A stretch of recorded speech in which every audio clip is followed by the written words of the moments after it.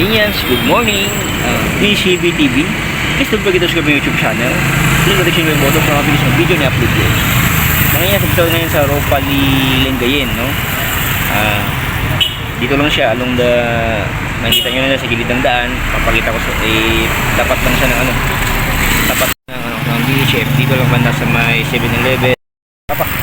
Papakita ko mga yan yung itsura ng Honda Beat 2021 model. Kung anong mga design niya, kung anong mga pagbabago niya, kung meron man. Kami yan, tara na. Mga yan sa itsura ng Honda Beat 2021 model. Ito yung itsura niya. Ito yung pangalan, Beat. Tapos ito yung headlight niya. Ito yung flasher, itsura niya. Ang ano ng gulong niya, yung size ng gulong niya is 80 by 90, no? 14, no? Itsura niya. Ngayon yan, ito yung FI sa likod, sa gilid. Ngayon yan, ganun pa rin yung ano niya dito. Tapos dito, bababa sa niya dito. Bababa dito, siguro mga dito, kanya dito kabila. Ito medyo malalim, kasyang isang kamay, no? Dito hindi kasyang isang kamay, kalahati lang. Ito yan,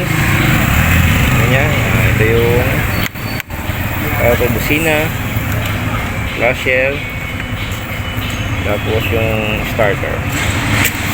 Yung gilid nya, gilid ng Honda Beat. Ito yung taillight nya.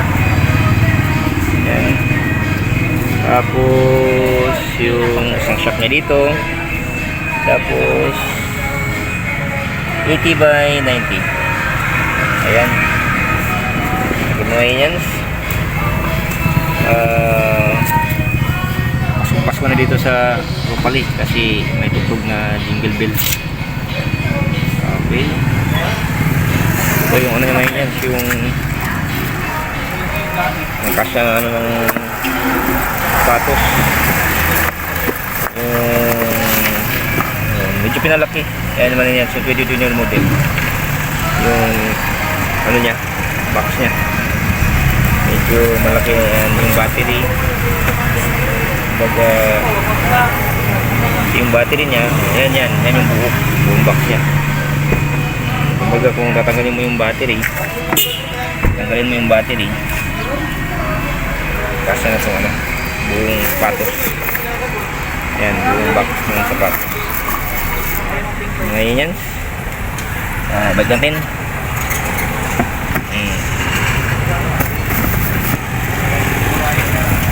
Tapos yung gasolinahan niya dito, yan mga hinyans, yung Honda Beat 2021 model. Kuminyan, salamat sa panonood. Sana nasa mabuti kayong kalagayan. And keep safe everyone. And more power. And God bless you. Bye bye!